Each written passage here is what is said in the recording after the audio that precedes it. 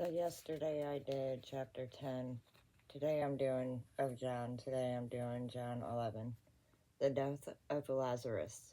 Now a man named Lazarus was sick. He was from Bethany, the village of Mary and her sister Martha. This Mary, whose brother Lazarus is now lay sick, was the same one who poured perfume on the Lord and wiped his feet with her hair.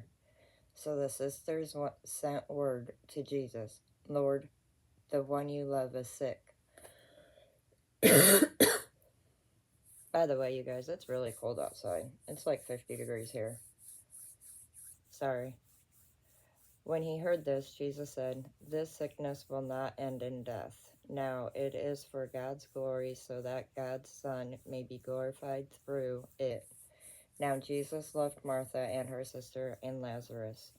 So when he heard that Lazarus was sick, he stayed where he was 2 more days.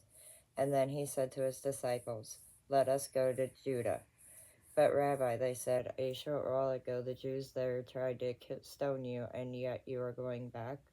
Jesus answered, are there not 12 hours of daylight? Anyone who walks in the daytime will not stumble, for they see by this world's light. It is when a person walks at night that they stumble, for they have no light. After he had said this, he went on to tell them, our friend Lazarus has fallen asleep, but I am going there to wake him up. His disciples replied, Lord, if he sleeps, he will get better. Jesus had been speaking of his death, but his disciples thought he meant natural sleep. So then he told them plainly, Lazarus is dead, and for your sake, I am glad I was not there, so that you may believe, but let us go to him.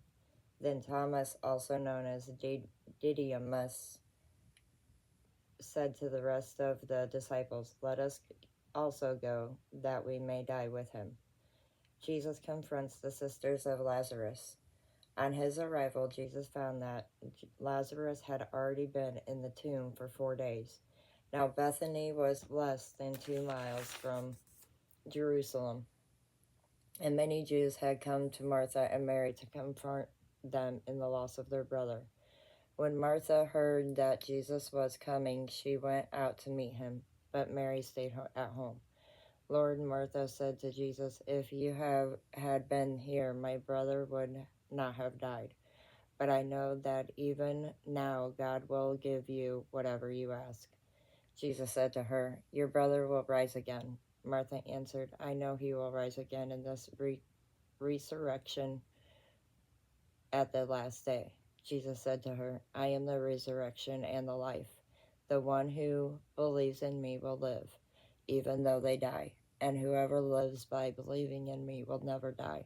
Do you believe this?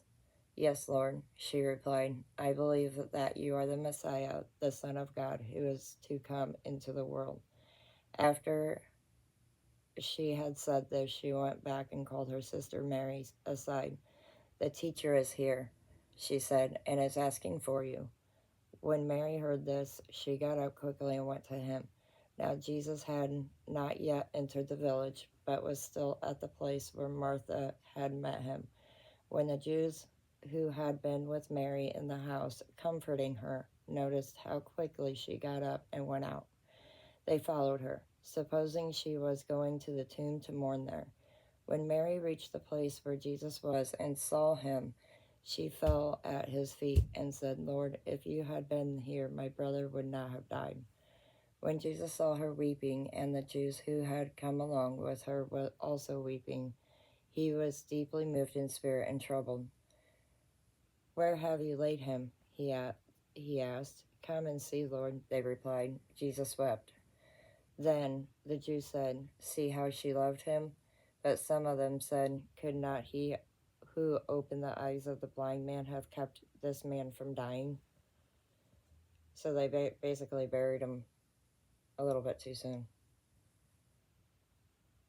Jesus raises Lazarus from the dead. Jesus, once more deeply moved, came to the tomb. It was a cave with a stone laid across the entrance. Take away the stone, he said. But Lord, said Martha, the sister of the dead man, by by this time there is a bad odor, for he has been there 4 days. Then Jesus said, Did I not tell you that if you believe, you will see the glory of God? So they took away the stone. Then Jesus looked up and said, Father, I thank you that you have heard me. I knew that you will always hear me, but I said this for the benefit of the people standing here, that they may believe that you sent me.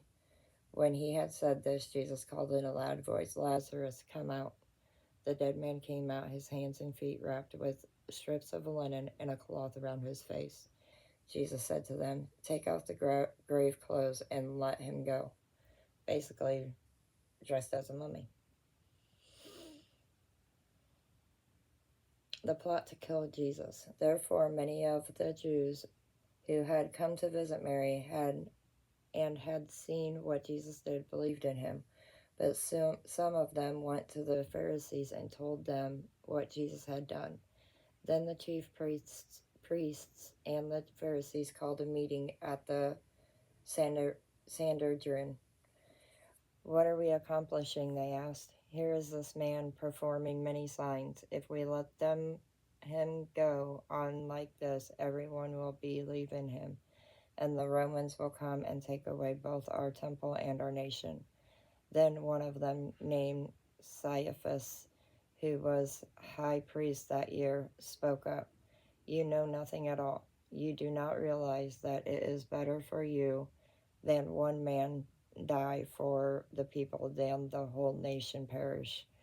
He did not say this on his own, but as high priest that year, he prophesied that Jesus would die for the Jewish nation, and not only for the nation, but also for the scattered children of God, to bring them together and make them one. So from that day on, they plotted to take his life. Therefore, Jesus no longer moved about publicly among the people of Judah. Instead, he withdrew to a region near the wilderness, to a village called Ephraim, where he stayed with his disciples.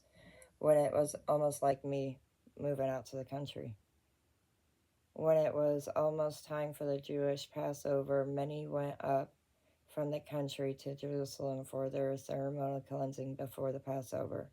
They kept looking for Jesus as they stood in the temple courts. They asked one another,